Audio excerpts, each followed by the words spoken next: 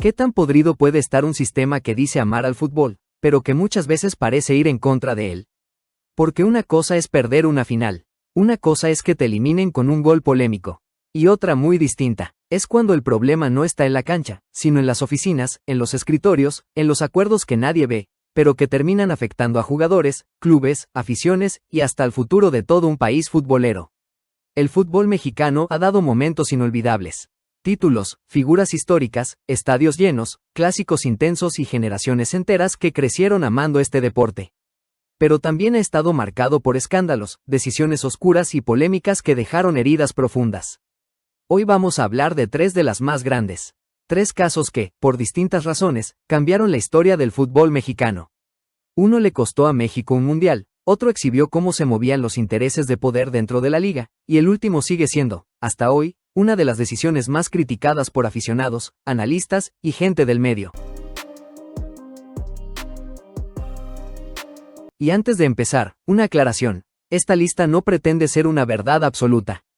Hay muchas polémicas en la historia del fútbol mexicano, pero estas 3 destacan por su impacto, por su gravedad y por todo lo que dejaron al descubierto. Vamos con la primera.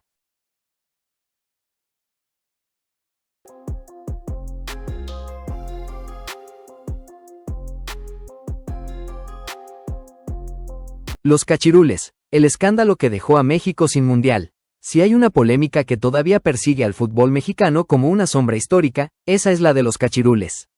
Y no fue una simple discusión arbitral, no fue una pelea entre directivos. Fue algo muchísimo peor, una irregularidad administrativa y deportiva que terminó dejando a México fuera del Mundial de Italia 1990. Para entender la magnitud del escándalo, hay que regresar a finales de los años 80. En ese momento, la selección mexicana juvenil participaba en torneos clasificatorios con límite de edad. La regla era clara, ciertos jugadores ya no podían participar porque excedían la edad permitida. Pero aún así, varios futbolistas fueron registrados con datos alterados o presentados de manera irregular. En otras palabras, México utilizó jugadores que no cumplían con el requisito. De ahí salió el término que quedó grabado para siempre en la historia del país. Los cachirules, es decir, jugadores metidos de manera indebida. Al principio, como suele pasar en muchos escándalos, parecía que el asunto podía minimizarse. Que podía arreglarse, que quizá la sanción sería menor. Pero no fue así. La irregularidad se denunció, el caso se investigó, y la FIFA terminó tomando una decisión demoledora. México fue suspendido de toda competencia oficial por 2 años. Y eso significó una consecuencia brutal. La selección mexicana no pudo disputar las eliminatorias rumbo a Italia 1990. México se quedó sin mundial, no por perder en la cancha, no por un mal partido, no por una generación débil, se quedó fuera por una trampa administrativa. Y aquí empieza una de las heridas más profundas en la memoria del fútbol nacional. Porque un país entero pagó por decisiones tomadas desde arriba. Piénsalo bien, un mundial no ocurre todos los días. Una generación de jugadores puede tener una sola oportunidad, y a México se la quitaron desde un escritorio. El caso de los cachirules no solo fue un escándalo por la sanción. Fue una vergüenza internacional, exhibió desorden, falta de control y una cultura en la que parecía más importante resolver que respetar el reglamento. Y además dejó una pregunta incómoda. ¿De verdad nadie sabía? ¿Nadie revisó? ¿Nadie pensó que falsificar o maquillar edades en una competencia oficial podía terminar en una sanción histórica? Eso es justamente lo que hace tan grande esta polémica. No fue un error accidental fácil de explicar. Fue un caso que dejó la sensación de que había negligencia, complicidad o ambas. Y aunque pasaron los años, las secuelas fueron profundas. Primero, en lo deportivo. México perdió presencia internacional en un momento importante. Italia 90 fue un mundial emblemático, y la selección mexicana ni siquiera estuvo ahí. Segundo, en lo institucional. El fútbol mexicano quedó marcado ante la FIFA y ante el resto del mundo como un sistema capaz de caer en irregularidades graves. Y tercero, en lo simbólico. Los cachirules se convirtieron en una especie de advertencia histórica.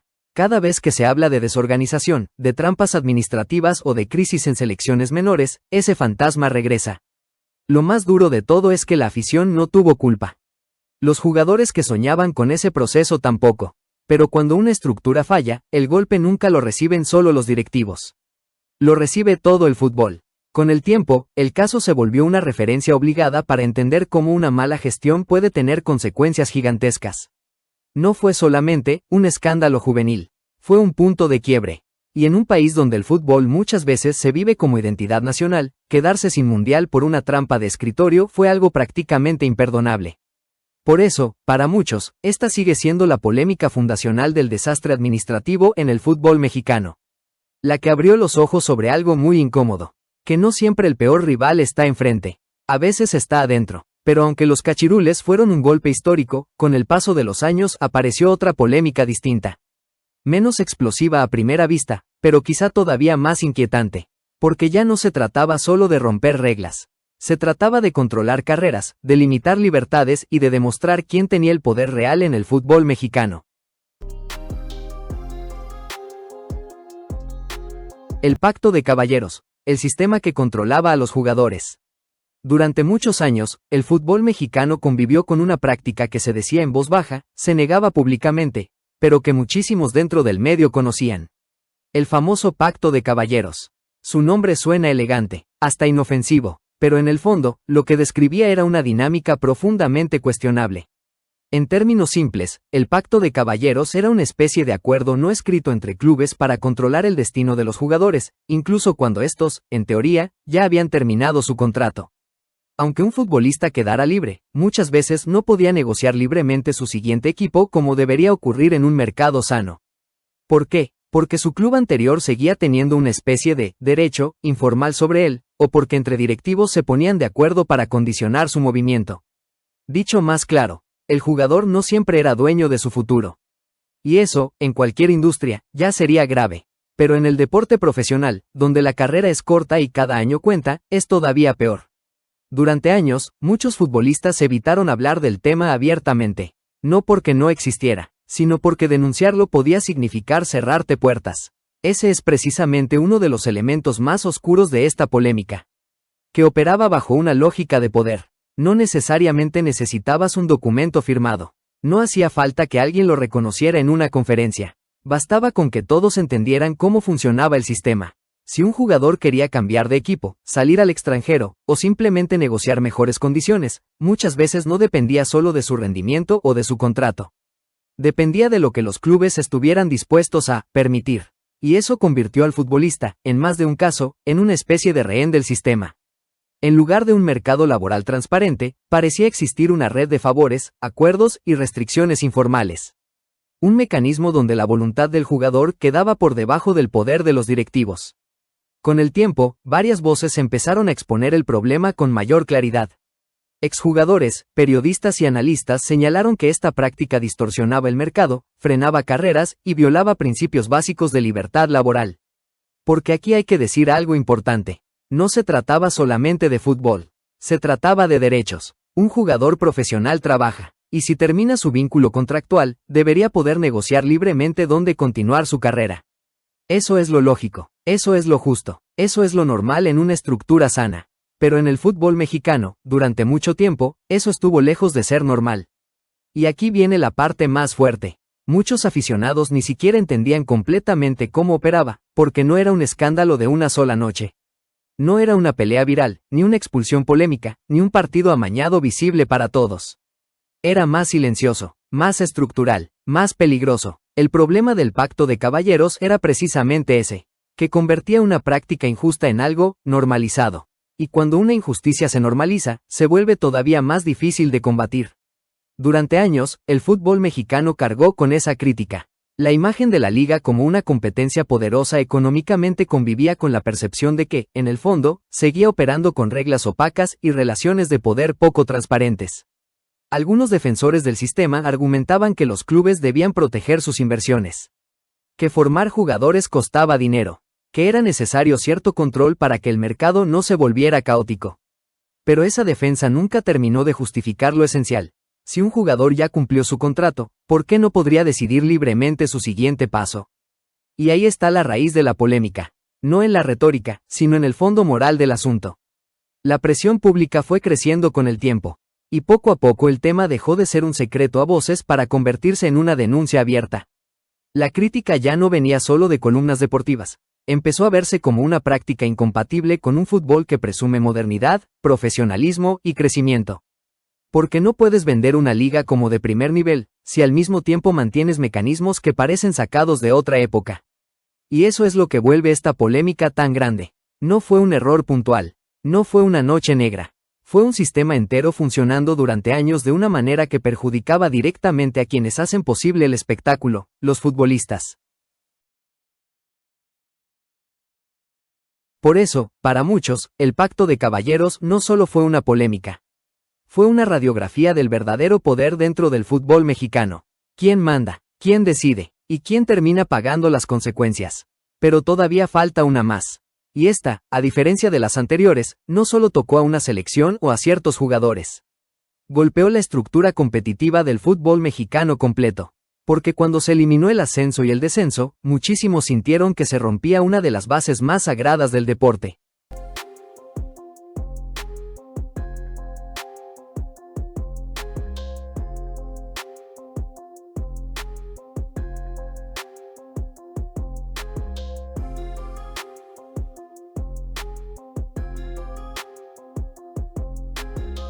La desaparición del ascenso y descenso, cuando la competencia dejó de ser justa. Pocas decisiones han generado tanta indignación entre aficionados del fútbol mexicano como la suspensión del ascenso y descenso. Para entender por qué esta medida fue tan polémica, hay que recordar algo fundamental. En el fútbol, una de las esencias más poderosas del deporte es la meritocracia competitiva. Si haces bien las cosas, subes. Si haces mal las cosas, bajas. Así de simple, así de cruel. Así de emocionante, ese principio convierte cada temporada en una historia viva. Le da esperanza a los clubes pequeños. Obliga a los grandes y medianos a no relajarse. Y crea algo que ningún discurso de marketing puede reemplazar. La sensación de que todo se gana en la cancha. Por eso, cuando en México se suspendió el ascenso y descenso, la reacción fue explosiva. Muchos lo vieron como una traición al espíritu deportivo. Como una señal clarísima de que el negocio estaba por encima de la competencia. Como un mensaje devastador para los equipos que soñaban con llegar a Primera División. Porque, seamos honestos, ¿qué le dices a un club de expansión que invierte, compite, desarrolla talento, llena estadios y pelea por subir, si al final no puede subir? ¿Y qué le dices a un equipo de primera que deportivamente merecería bajar, pero sabe que no va a pasar nada? Los argumentos oficiales giraron alrededor de estabilidad financiera, orden institucional y necesidad de fortalecer la estructura del fútbol mexicano. Sobre el papel, sonaba razonable. Se hablaba de clubes con problemas económicos, de proyectos poco sólidos y de la necesidad de construir una liga más estable antes de abrir la puerta al ascenso. Pero el problema fue enorme. Muchísima gente sintió que, bajo ese discurso, en realidad se protegía a los de arriba. Y ese sentimiento no era menor. Porque en un deporte donde la cancha debería decidir, quitar el premio y el castigo deportivo rompe por completo la lógica competitiva. La controversia se hizo todavía mayor porque el ascenso y descenso no es un detalle decorativo. Es parte del ADN del fútbol. Es lo que convierte a clubes modestos en historias heroicas. Es lo que evita que la mediocridad se vuelva costumbre. Es lo que obliga a competir de verdad.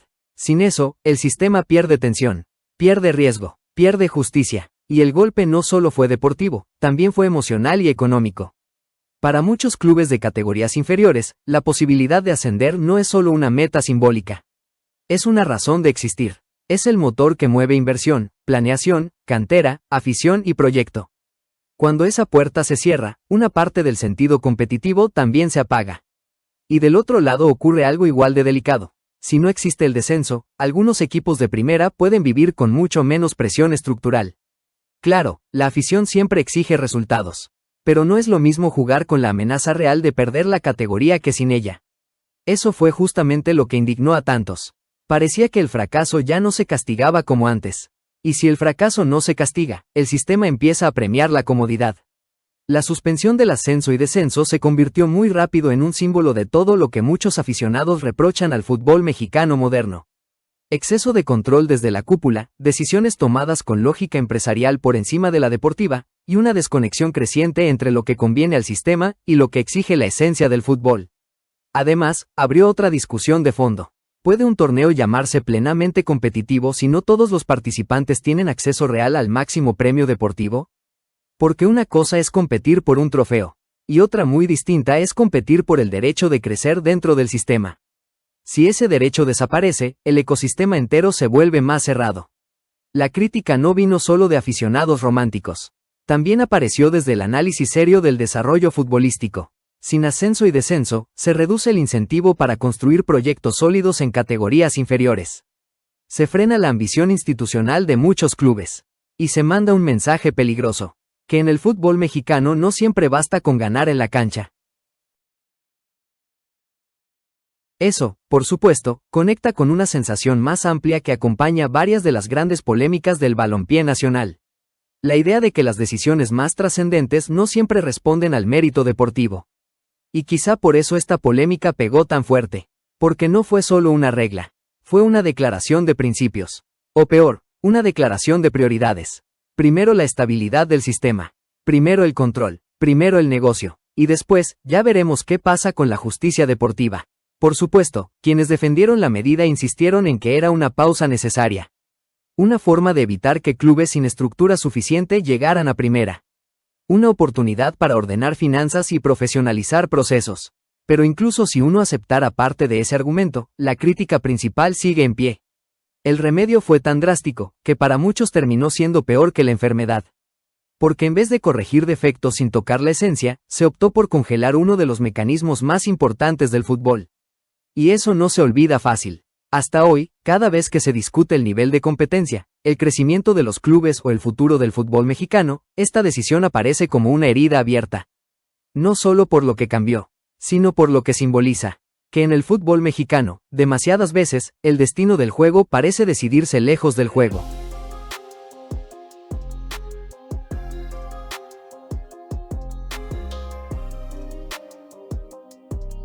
Y si te das cuenta, aunque estas tres polémicas son distintas, todas comparten algo en común.